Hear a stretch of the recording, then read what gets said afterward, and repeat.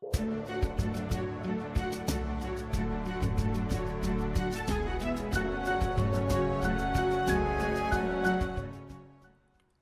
là-bas. Efia, j'avais un coup de tabianunchi. Très bonne question. Ah oui. Pour la dot. Tabian, Alors, la dot a été tabian là, utilisée, au le mot souvent dot les dans la Bibles, Bible a été les mots c'est utilisé pas pour bon, la le première fois dans bâton, Genèse. tabla, ton N'est-ce pas? vonne, Dans tabla, Genèse ton 35, bâton. là, la fille de Jacob, Dina, va être violée par Sichem, Sichem. et kenye, Hamor, Bevila, Sichem, le de fils assi, d'Amor. Jana, Et et kenye, Sichem Jacob, viole Benyon, vie, Dina, comme je suis Et une ensuite, Amor, son père, va voir toi, Jacob Hamor, pour va lui dire, pour Jacob, donne-moi ne ta so, fille, donne Vianon, ta fille en mariage vine, à mon Viano, fils, Ade, et je te paierai une dot. so, tabianune. D'accord? Et le mot dot ici signifie littéralement le prix d'achat d'une épouse. C'est-à-dire littéralement la vente d'une femme. Et c'était les Cananéens qui pratiquaient la dot. D'accord? Parce que Dina était vieille.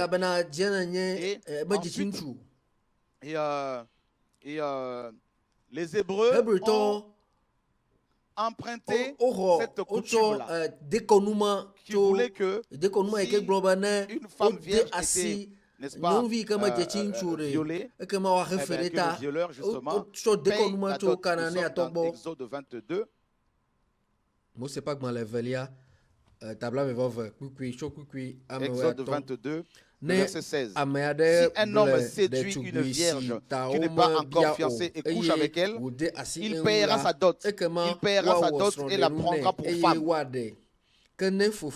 Mais si le père de la jeune de la fille refuse, s'il refuse de la lui donner, il lui paiera en argent la valeur de la dot des vierges. Voyez? Donc, la dot était donnée uniquement, exclusivement, dans le cadre d'une femme vierge, séduite par un homme, et cet homme-là devait payer la dot au père de la fille. Voilà. Tout simplement.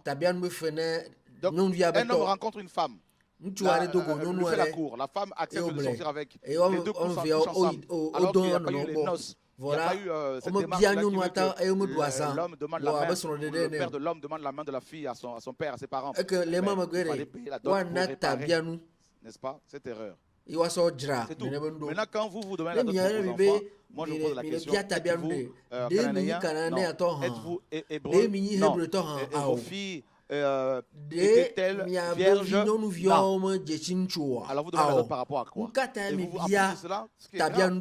Ceux qui vous utilisez la Bible pour dire que, oui, la Bible parle de la dot. Vous déformez les Écritures. Vous tordez les Écritures. Et vous allez jusqu'à dire qu'Abraham a payé la dot pour la femme de son fils. N'est-ce pas, en parlant d'Isaac, c'est écrit nulle part. On a parlé des objets précieux que Abraham avait donné de son propre chef. Ce n'était pas la famille de Rebecca qui avait exigé une quelconque somme. C'était Abraham de son propre chef qui a donné cela. Ce n'était même pas Isaac qui a donné. Lui-même était dans son coin quand on lui a ramené simplement sa femme. Vous voyez comment on défend les Écritures? Et regardez comment les filles de Jacob étaient exprimées. Nous sommes dans Genèse 31.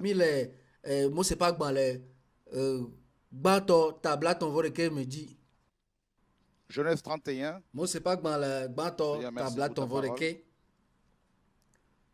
Genèse 31, nous lisons le verset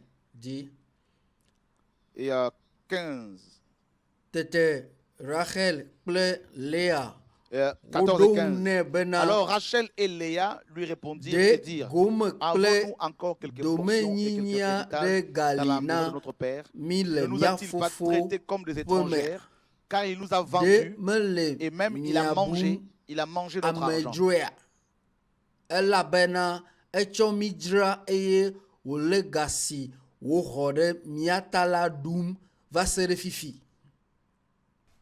Acclame le Seigneur. Voilà. Donc, c'est terrible, hein? Léa et Rachel se sont plaintes, tout ça, elles ont pleuré.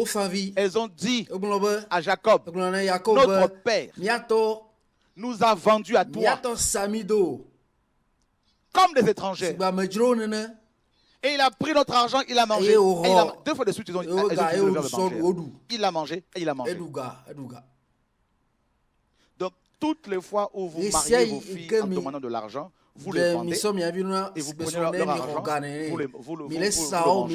vous vous en servez pour acheter vos biens, pour partager avec vos amis, vos oncles, vous êtes des marchands des âmes, des marchands d'âmes, comme il est écrit dans Apocalypse 18, que Babylone est des marchands d'âmes.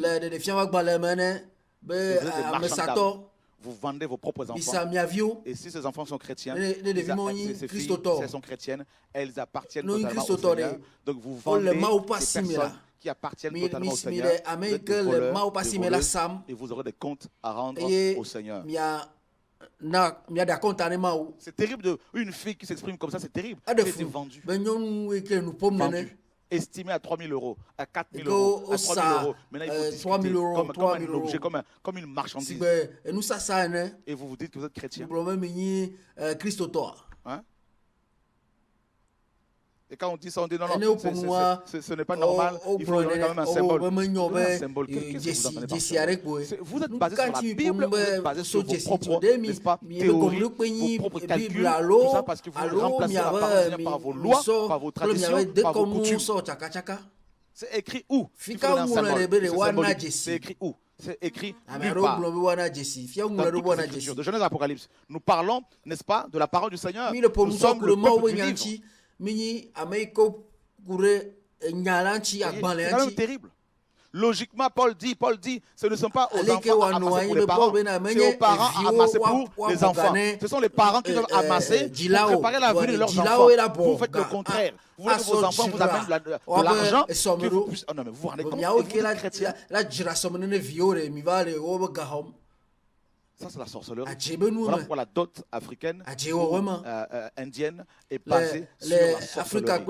Toutes ces coutumes qu'il y a autour, toutes ces pratiques, des pagnes par terre sur lesquelles il faut que l'homme marche. Tout ça, les enfants que vous faites payer aux gens quand ils arrivent en retard, notamment à l'homme, tout ça. Et je vois des vidéos de la dot où les femmes sont présentées au public, à la famille de l'homme comme étant les plus belles femmes au monde, comme des objets, comme des vaches qu'on vend. Si vous avez des femmes, vous êtes des maris de nuit, si vous avez des problèmes de couple, vous vous étonnez s'il y a la sorcellerie dans vos familles, dans vos maisons, vous êtes étonnés. Et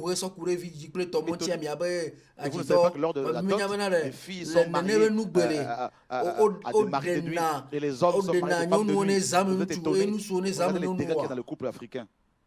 Les dégâts qu'il y a. Le péché, des choses cachées dont on ne veut pas parler. Nommées.